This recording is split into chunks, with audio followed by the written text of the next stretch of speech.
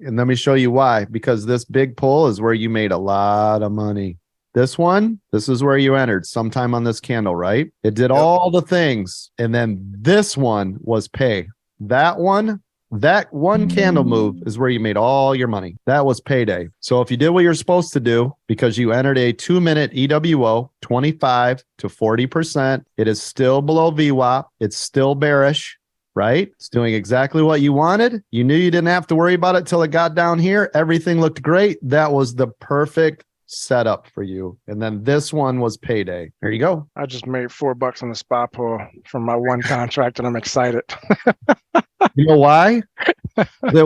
You did it right. You made money. You didn't lose a ton of money, and you're still able to trade today, right? I love it, man. This is You're not giving nothing back.